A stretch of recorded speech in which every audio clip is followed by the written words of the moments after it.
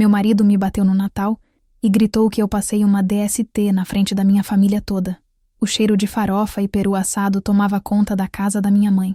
Era véspera de Natal e eu havia passado a tarde inteira ajudando a preparar a ceia, enquanto meus filhos, Lucas de 8 anos e Sofia de 5, corriam pela sala decorada com pisca-piscas coloridos. O suor escorria pela minha testa enquanto eu mexia a panela de arroz, mas não me importava. Essas festas eram o que me mantinha viva, a sensação de pertencer, de ter uma família unida, mesmo que às vezes o peso de mantê-la sobre meus ombros fosse esmagador. Cris, bota mais sal nessa farofa, gritou minha mãe, Marta, da sala, onde organizava os últimos enfeites na mesa.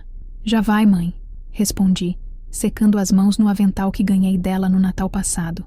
Trabalhava como vendedora em uma loja de roupas femininas no shopping Recife. Não era um emprego glamouroso, mas pagava as contas e me dava um certo orgulho de saber que contribuía. Manuel, meu marido, era técnico em manutenção de redes. Nos últimos meses, ele andava mais distante, sempre com o celular na mão, saindo cedo e voltando tarde. Eu atribuía ao estresse do trabalho. Afinal, depois de 12 anos de casamento, é normal que as coisas esfriem um pouco, não é? Quando todos se sentaram à mesa, eu olhei ao redor e senti uma pontada de satisfação. Meus tios, primos, minha irmã Júlia com o marido e até o primo Rodrigo, que vivia reclamando de tudo, estavam ali. A mesa transbordava de comida, o peru dourado ao centro, a farofa crocante, o arroz colorido, a maionese que eu mesma preparei e o bolo de chocolate que Sofia insistiu em decorar com granulado. Gente, antes de começar, eu quero agradecer a todos por estarem aqui, disse minha mãe, erguendo a taça de vinho barato que compramos no mercado. Família é tudo o que temos nessa vida. Todos repetiram saúde em coro, e os copos se chocaram com um tilintar alegre. Eu sorri para Manuel, que estava sentado ao meu lado, mas ele não retribuiu. Seu rosto estava fechado, as sobrancelhas franzidas, os dedos tamborilando nervosamente na mesa. Meu estômago se apertou. Alguma coisa estava errada. Manuel, você tá bem? Sussurrei, tocando seu braço. Ele puxou o braço bruscamente, como se meu toque queimasse. Não encosta em mim, disse entre dentes, alto o suficiente para que minha mãe olhasse na nossa direção, curiosa. O silêncio começou a se espalhar pela mesa como uma mancha de óleo. As conversas foram morrendo aos poucos. Lucas parou de brincar com o garfo e olhou para o pai, assustado. Senti meu coração acelerar. O que foi? O que aconteceu? Perguntei, a voz tremendo. E então Manuel se levantou. A cadeira raspou no chão com um ruído agudo que cortou o ar. Você quer saber o que aconteceu? Ele gritou, apontando o dedo para mim. Você me passou uma doença. Uma DST, Cristiane. Você me traiu e ainda me contaminou. O mundo parou. Ouvi alguém engasgar. Júlia deixou cair o copo. Minha mãe levou a mão à boca. Os olhos de todos se voltaram para mim. Não com compaixão, mas com acusação silenciosa. O quê? Foi tudo o que consegui dizer. Não se faça de inocente. Ele berrou, mais alto ainda. Eu vi os exames. Você é uma vagabunda. Antes que eu pudesse processar, antes que pudesse me defender, senti o impacto. O tapa atravessou meu rosto como um raio, e o estalo ecoou pela sala. Minha cabeça girou para o lado. A dor ardeu na bochecha, mas era nada comparada à humilhação que me sufocava. Sofia começou a chorar. Lucas se levantou, confuso. Papai, por que você bateu na mamãe? Ninguém respondeu. Ninguém fez nada. Eles só ficaram ali, paralisados, olhando para mim como se eu fosse uma criminosa confessa. Manuel pegou as chaves do carro e saiu, batendo a porta com tanta força que o presépio da estante balançou. O silêncio que ele deixou foi mais pesado do que qualquer palavra. Levantei devagar, a mão no rosto, as lágrimas queimando meus olhos. Peguei meus filhos pela mão e saí da casa da minha mãe sem olhar para trás, com o gosto de sangue na boca e o som dos julgamentos não ditos ecoando nos meus ouvidos. Aquela noite, enquanto colocava meus filhos para dormir, uma única certeza crescia dentro de mim como uma semente amarga. Eu não era a culpada. E ia provar isso. Primeira semana de janeiro, 7 dias após o Natal. Os dias seguintes àquela noite foram os mais solitários da minha vida. O telefone, que antes vibrava constantemente com mensagens da família, agora estava mudo como um túmulo. Minha mãe ligou uma vez, na terça-feira seguinte ao Natal, apenas para dizer que eu precisava pensar nas crianças e tentar salvar o casamento. Quando tentei explicar que não havia feito nada, ela suspirou cansada do outro lado da linha. Cris, onde há fumaça, há fogo. Manuel não inventaria uma coisa dessas. Desliguei o telefone sem responder. A traição da minha própria mãe doía mais que o tapa. Mas o pior não era o silêncio da família. Era ver meus filhos definhando.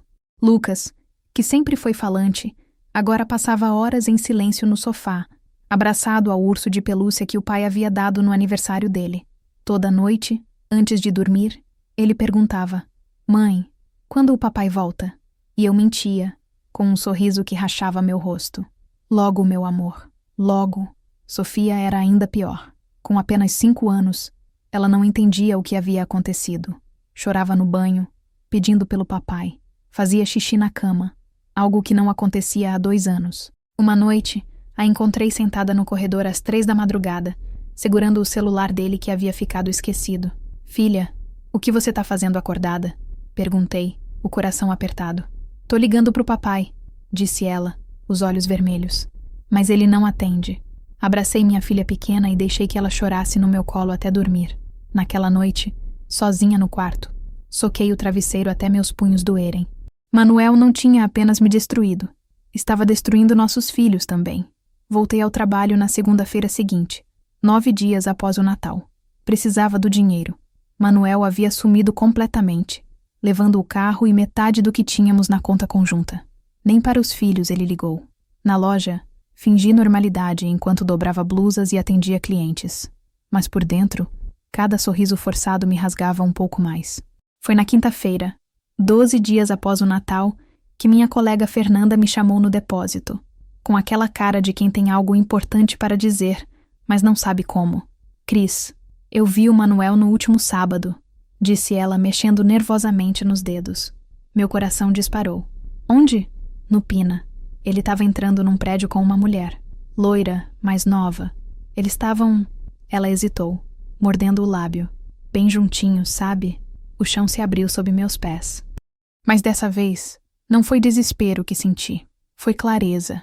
Uma clareza fria e cortante como vidro quebrado.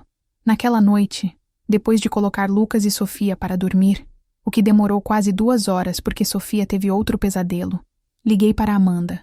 Éramos amigas desde a infância. Quando brincávamos de casinha no quintal da minha avó, ela havia se tornado advogada criminalista, uma mulher imponente que usava salto alto e não tinha medo de enfrentar ninguém. Cris! A voz dela soou preocupada. Pensei que você nunca fosse ligar. Fiquei sabendo do que aconteceu. Sua irmã me contou. Amanda, minha voz falhou. Eu preciso de ajuda. E preciso saber a verdade. 30 minutos depois, ela estava na minha porta, com uma pasta de couro debaixo do braço e aquela determinação que só ela tinha. Sentamos à mesa da cozinha enquanto Sofia dormia abraçada a mim no sofá. Ela não conseguia mais dormir sozinha. Contei tudo baixinho. O escândalo, a acusação, o tapa, o abandono. E agora essa história da mulher loira. Amanda me ouviu em silêncio, fazendo anotações. Quando terminei, ela fechou o caderno e me olhou nos olhos. Você fez exame? Ainda não, admiti, envergonhada. Eu fiquei com medo de ir e todo mundo no posto ficar sabendo. Amanhã você vai, e eu vou com você, disse ela, firme. Precisamos de provas, Cris.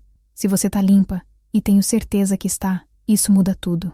Na sexta-feira pela manhã, 2 semanas após o Natal, deixei as crianças com uma vizinha e fui com Amanda ao laboratório particular que ela indicou, longe do bairro onde todos me conheciam. A enfermeira me tratou com profissionalismo distante, enquanto coletava o sangue. No domingo seguinte, o resultado chegou por e-mail. 3 semanas após minha vida ter desmoronado, eu tinha a primeira prova concreta. Negativo para tudo. Sentei no sofá e li aquela palavra várias vezes. Negativo. Eu estava limpa. Sempre estive. As lágrimas vieram, mas não eram de tristeza. Eram de raiva. Raiva pura, destilada, que queimava nas veias. Lucas se aproximou preocupado. Mãe, por que você tá chorando? Sequei as lágrimas e abracei meu filho. Porque às vezes a gente chora quando descobre que tá certa, meu amor. E a mamãe acabou de descobrir que ela sempre esteve certa. Naquela noite, com as crianças finalmente dormindo, Amanda voltou. E tinha aquele brilho nos olhos que significava apenas uma coisa. Ela havia descoberto algo. O que você quer fazer agora? Perguntou ela, séria. Olhei para o quarto onde meus filhos dormiam, para a aliança que ainda usava, para a foto de casamento na parede. Eu quero justiça, disse, e pela primeira vez em semanas, minha voz não tremeu. Não só por mim, pelos meus filhos também. Amanda sorriu. Não era um sorriso feliz. Era o sorriso de quem acabou de entrar em guerra. Então vamos começar a investigar de verdade. 3ª semana de janeiro. Quase um mês após o Natal. As semanas se arrastaram como vidro moído. Continuei trabalhando na loja, sorrindo para as clientes, dobrando roupas, organizando araras. Por fora, eu era a mesma Cristiane de sempre. Educada, prestativa, um pouco cansada. Por dentro, estava construindo uma fortaleza. Amanda me ensinou a documentar tudo. Cada mensagem, cada ligação, cada centavo que Manuel deixou de enviar para as crianças. Criei uma pasta na nuvem com senhas complexas, onde guardava as provas como quem guarda munição. Meus exames negativos. O extrato bancário mostrando que ele esvaziou nossa conta sem aviso. Tudo catalogado, datado, irrefutável. Lucas voltou a fazer xixi na cama. Aos 8 anos, a vergonha era imensa. Eu limpava os lençóis toda manhã às 5h30 antes dele acordar, para que não se sentisse pior. Sofia parou de falar na escola. A professora me ligou preocupada, dizendo que minha filha só desenhava figuras de pessoas chorando. Uma terça-feira, 22 dias após o Natal, Manuel finalmente deu as caras. Apareceu no shopping durante meu horário de almoço. Eu estava sentada na praça de alimentação, comendo um misto quente barato, quando o vi se aproximando. Meu estômago revirou, mas não deixei transparecer. Cristiane, disse ele, as mãos nos bolsos, tentando parecer casual. Precisamos conversar. Sobre o quê? Respondi, continuando a comer como se sua presença não significasse nada. Ele sentou sem ser convidado. Observei seus olhos. Estavam vermelhos, com olheiras fundas. Parte de mim quis sentir pena. Essa parte eu estrangulei. Olha, as coisas saíram do controle na casa da sua mãe, disse ele, passando a mão pelo cabelo. Eu estava nervoso, estressado com o trabalho. Não devia ter feito aquilo. Não devia ter me acusado de traição ou não devia ter me batido? Perguntei, a voz baixa, mas cortante. Ele desviou o olhar. As duas coisas. Suspirou. Eu fiz os exames de novo. Deu negativo. Foi um erro do laboratório. Menti tão naturalmente que até eu quase acreditei. Mas Amanda havia me ensinado. Mentirosos sempre voltam para apagar rastros. Então você me acusou, me humilhou na frente de toda a minha família, me bateu. Por causa de um erro de laboratório? Repeti, deixando cada palavra pesar. Eu sei que errei, ele disse, tentando pegar minha mão. Puxei para longe. Mas a gente pode recomeçar. Pelos meninos. Você sempre foi boa em perdoar, Cris. E eles estão sofrendo sem o pai. Ali estava, usando meus filhos como arma. Como se eu não passasse noites em claro limpando lençóis molhados e acalmando pesadelos. Eu preciso pensar, disse levantando da mesa. E você precisa sair da minha frente antes que eu grite. Vi a frustração passar por seu rosto. Ele esperava que eu caísse nos braços dele, agradecida por ele ter voltado. Naquela noite, contei para Amanda sobre o encontro.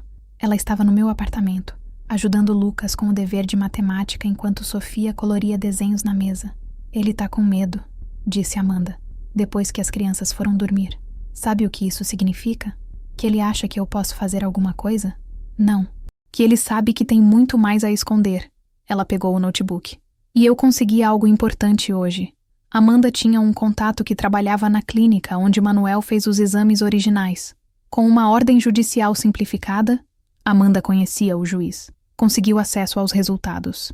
Olha a data, disse ela, mostrando a tela. 10 de dezembro. 2 semanas antes do Natal. Manuel sabia que estava doente havia 15 dias quando me acusou.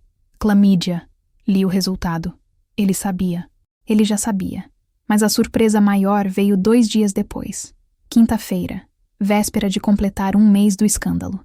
Eu estava fechando a loja quando uma mulher loira se aproximou. Era bonita. Mais nova que eu, devia ter uns 28 anos. Mas seus olhos estavam vermelhos e inchados. Cristiane? Perguntou, a voz trêmula. Sim, meu nome é Karine. Eu preciso falar com você. Meu sangue gelou. A amante. Ali, na minha frente. Meu primeiro instinto foi gritar, bater, expulsar. Mas algo na expressão dela me deteve. Não era arrogância. Era culpa. Não aqui, consegui dizer. Tem uma lanchonete ali na esquina. Sentamos em uma mesa no fundo. Karine não parava de torcer as mãos. Eu não sabia que você não sabia, começou ela, as lágrimas já escorrendo. Ele me disse que vocês estavam separados há meses, que era só questão de assinar os papéis. A mentira clássica. Quase senti pena dela. Quando foi o Natal, e eu vi nas redes sociais o que aconteceu, ela fungou. Eu confrontei ele, e ele riu, Cristiane. Riu e disse que você era tão idiota que acreditava em tudo. Meus dedos apertaram a xícara de café com tanta força que pensei que fosse quebrar. Eu gravei, disse Karine, tirando o celular da bolsa com mãos trêmulas. Depois que ele disse aquilo, eu comecei a gravar tudo. As conversas, as ligações.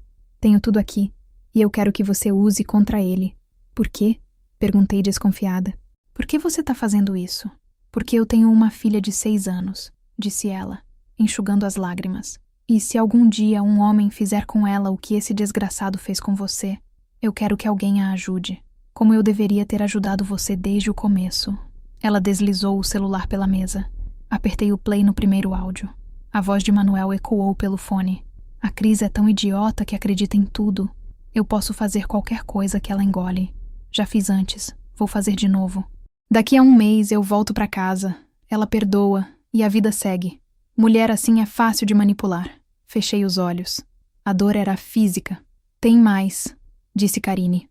Muito mais. Ela me mostrou o grupo de WhatsApp Guerreiros da Manutenção. Me deu acesso a tudo. E então me mostrou a mensagem crucial, datada de 18 de dezembro, uma semana antes do Natal. Rapaziada, descobri que peguei uma DST da Karine. Vou ter que fazer uma jogada. Vou acusar a Cristiane na frente da família toda no Natal. Assim, se ela descobrir depois, ninguém acredita nela. Já planto a semente antes.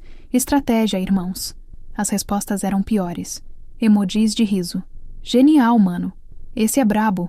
Aprendi uma nova. Ele havia planejado tudo. Cada detalhe, cada humilhação. Foi premeditado. Pode ficar com tudo, disse Karine. Eu copiei tudo para um pendrive também. Tem fotos, mensagens, áudios, tudo. Ele me usou e usou você. Mas com você foi pior, muito pior. Peguei o pendrive que ela estendeu. Era pequeno, azul, mas pesava como chumbo. Obrigada, consegui dizer. Não, obrigada a você por não me bater, disse ela tentando sorrir. Eu merecia. Não, respondi, surpreendendo a mim mesma. Ele que merece. E vai receber. Naquela noite, com Lucas e Sofia finalmente dormindo, depois de eu ter lido 3 histórias e cantado 2 músicas, sentei com Amanda. Conectamos o pendrive. Era uma mina de ouro. Meses de provas, conversas explícitas, fotos comprometedoras, áudios devastadores. Temos tudo, disse Amanda, os olhos brilhando. Literalmente tudo. Olhei para a tela, para as provas, para a verdade completa, irrefutável, devastadora. Quando a gente ataca, Amanda sorriu. Aquele sorriso perigoso de advogada que sabe que já ganhou. Quando doer mais, e eu tenho o momento perfeito. 1ª semana de fevereiro, 5 semanas após o Natal. O convite chegou por WhatsApp numa segunda-feira. Era do grupo da família, aquele mesmo onde todos ficaram em silêncio depois do escândalo de Natal. Minha sogra, Dona Neuza, estava fazendo 65 anos no sábado seguinte e convidava a todos para uma festa na casa dela, no bairro de Casa Amarela. Meu primeiro instinto foi deletar a mensagem. Mas então vi outra notificação. Manuel havia respondido. Estarei lá com minha família. Minha família. Como se nada tivesse acontecido. Como se eu fosse voltar correndo, de rabinho entre as pernas, só porque ele decidiu que era hora de me perdoar. É a oportunidade perfeita, disse Amanda quando mostrei o convite naquela mesma noite. Ela estava me ajudando a dar banho nas crianças. Sofia só tomava banho se Amanda ficasse cantando. Todos estarão lá. A mesma plateia que te viu ser humilhada vai te ver se levantar. Mas algo dentro de mim hesitou. E se desse errado? E se ninguém acreditasse? E se eu me expusesse ainda mais e saísse de lá mais quebrada do que entrei? Amanda percebeu minha expressão enquanto secava o cabelo de Sofia. Cris, olha pra mim, disse ela, depois que colocamos as crianças na cama. Segurou meu rosto com as 2 mãos. Você tem as provas. Você tem a verdade. E você tem coragem. Eu vi você criar 2 filhos sozinha esse último mês enquanto trabalhava, Limpava xixi de cama todo dia, acalmava pesadelos toda noite e ainda encontrava forças para lutar. Você não é mais aquela mulher que abaixou a cabeça no Natal. Você cresceu. Olhei para o espelho do corredor. Ela tinha razão. Eu estava diferente. Mais magra, sim, com olheiras fundas. Mas meus olhos tinham uma luz que não existia antes. Não era felicidade. Era propósito. Eu vou, disse. E pela primeira vez em semanas, sorri de verdade. Os dias que antecederam a festa foram uma mistura de ansiedade e preparação meticulosa. Amanda organizou todas as provas em uma pasta física. Impressões coloridas, documentos autenticados, transcrições dos áudios. Tudo profissional, irrefutável. Parecia um processo judicial, e era exatamente isso que deveria parecer. Lucas percebeu que algo estava diferente. Na quarta-feira, enquanto eu passava roupa, ele se sentou no sofá ao meu lado. Mãe, você tá mais feliz, disse ele, observador como sempre. Tô, filho. Por quê? Não sei. Você tá parecendo mais forte. Abracei meu menino, sentindo o coração apertar. Eles haviam sofrido tanto.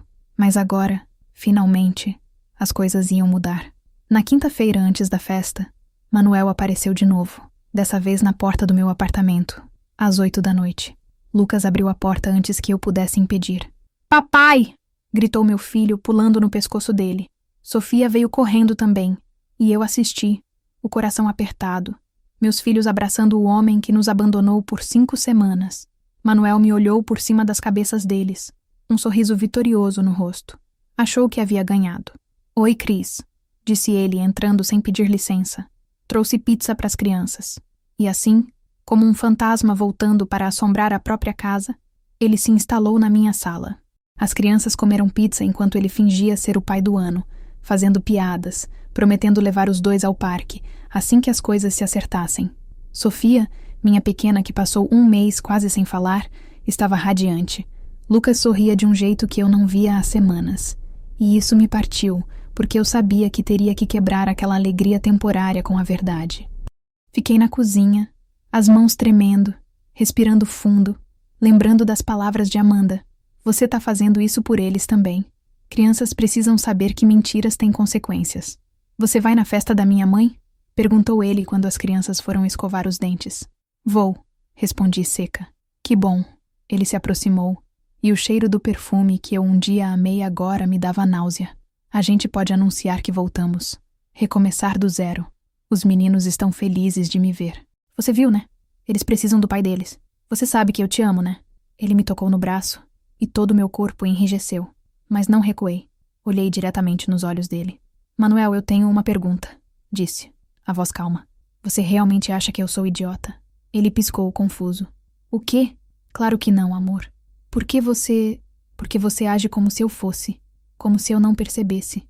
Como se eu não soubesse. Vi o pânico atravessar seus olhos por uma fração de segundo antes dele recompor a máscara.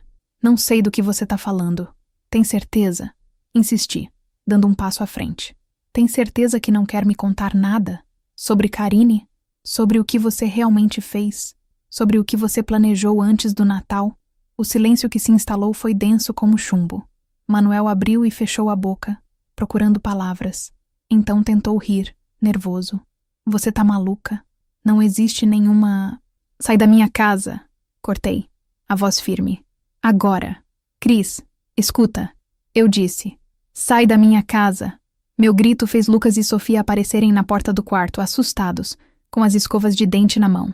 Manuel olhou para os filhos, depois para mim, e pela primeira vez, vi medo real em seu rosto. Medo de que eu soubesse. Medo de que ele tivesse perdido o controle. Ele saiu sem dizer mais nada. Sofia começou a chorar. Por que você mandou o papai embora? Ajoelhei na frente dos meus filhos, segurando as mãozinhas pequenas deles.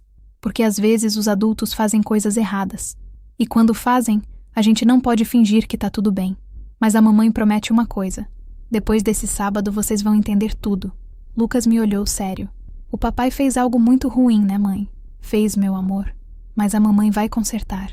Naquela noite, com as crianças finalmente dormindo, depois de mais histórias e promessas, sentei com Amanda e revisamos tudo uma última vez. Cada documento, cada áudio, cada prova.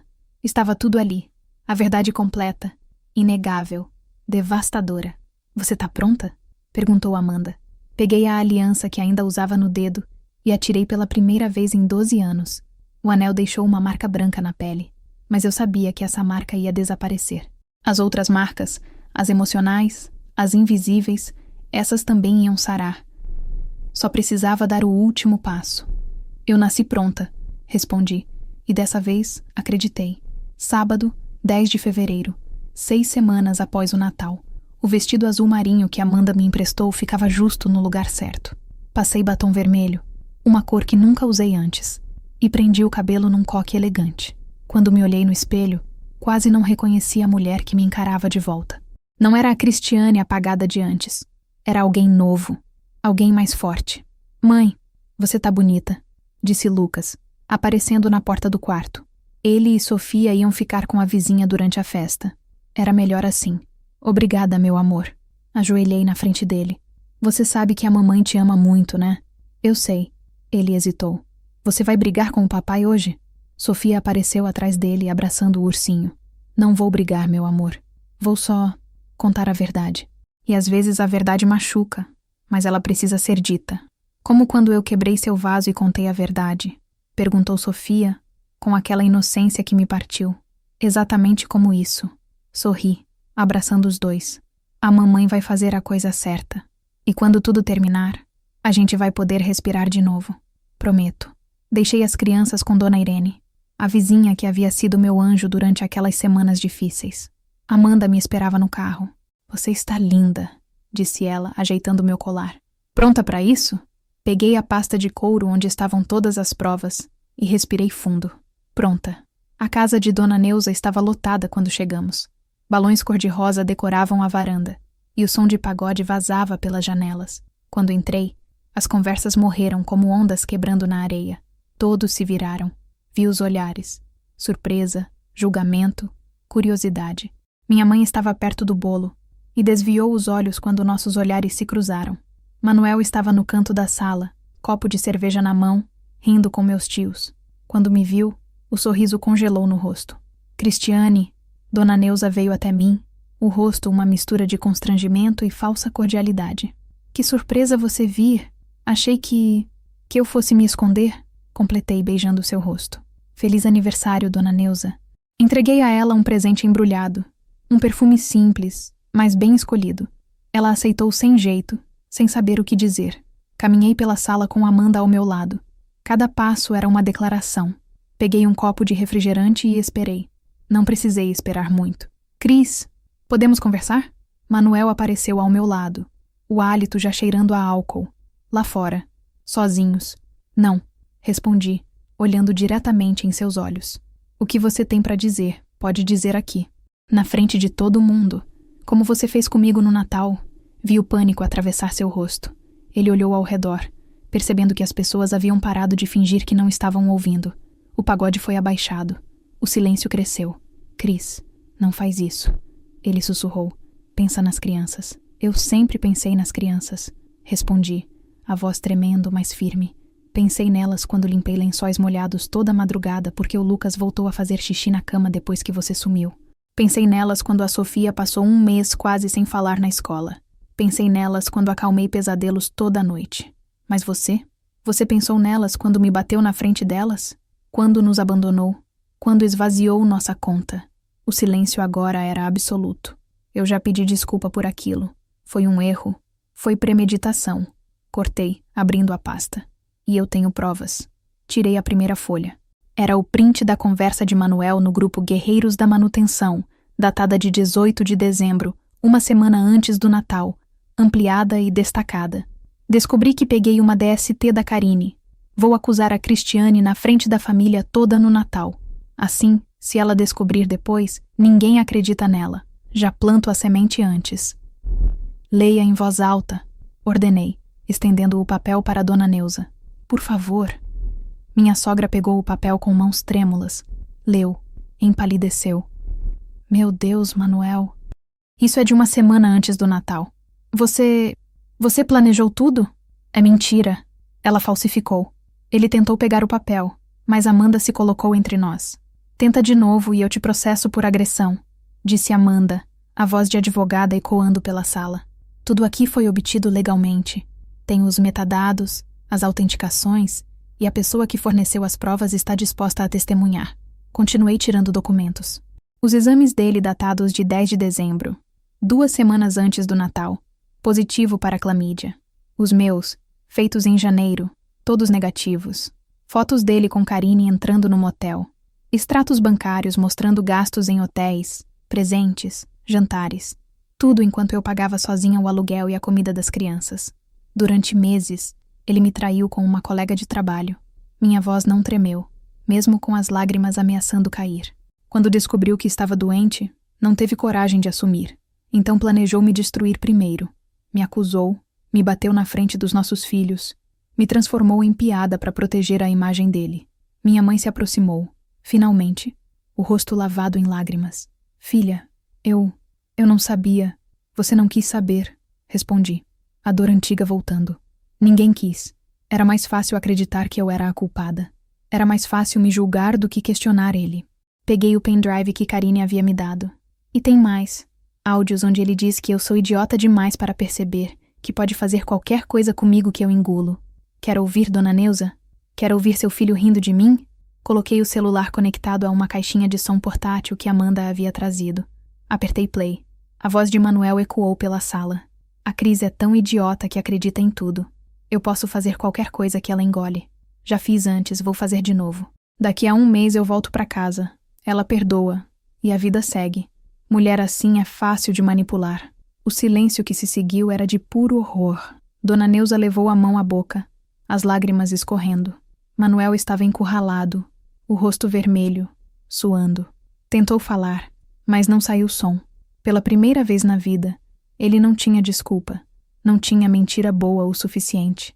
Você destruiu nossa família, disse Dona Neuza, a voz quebrada, mas firme. Você destruiu uma mulher boa, mãe dos seus filhos, que sempre te respeitou. Meu próprio filho. Mãe, eu posso explicar. Não. Ela levantou a mão, cortando-o. Não quero ouvir. Sai da minha casa. Agora. Ele olhou ao redor, procurando apoio, mas todos desviaram o olhar. Meus tios, primos, até o Rodrigo, que sempre defendia todo mundo. Ninguém ficou do lado dele. Ele estava sozinho, finalmente sentindo o que eu senti naquela noite de Natal. Manuel saiu tropeçando, derrotado, humilhado. A porta fechou atrás dele com um som definitivo. O silêncio que ficou era diferente do de antes. Não era julgamento. Era choque, vergonha e talvez, finalmente, compreensão. Peguei minha bolsa e me virei para sair. Cristiane, espera, disse minha mãe, segurando meu braço. Me perdoa. Eu fui uma péssima mãe. Deveria ter te defendido. Deveria ter acreditado em você. Olhei para ela. Vi arrependimento genuíno em seus olhos. Parte de mim queria gritar, desabafar anos de mágoa. Mas eu estava cansada de carregar peso. Um dia, mãe. Um dia eu consigo perdoar. Mas hoje não. Tirei meu braço gentilmente. Hoje eu só preciso ir para casa e abraçar meus filhos. Eles me esperam. Eles sempre me esperaram. Dona Neuza se aproximou. Cristiane, os meninos, eles podem continuar vindo aqui? Eu não quero perder meus netos por causa do erro do meu filho.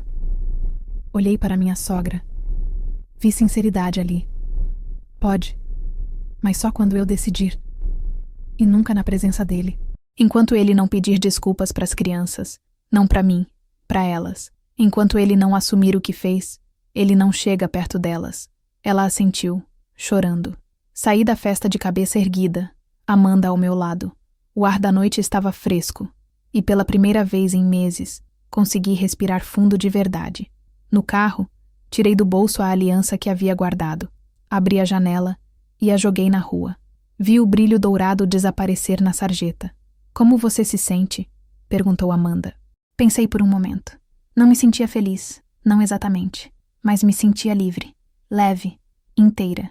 Pensei nos meus filhos me esperando, em como ia abraçá-los e dizer que agora, finalmente, podíamos recomeçar de verdade, em como ia ensinar Lucas e Sofia que a verdade sempre vence, mesmo quando dói. Eu respondi e sorri, e vou ensinar meus filhos a serem eles mesmos também, sem medo, sem mentiras. E pela primeira vez em muito tempo, Esse era mais que suficiente. Fim. Obrigada por assistir até o final.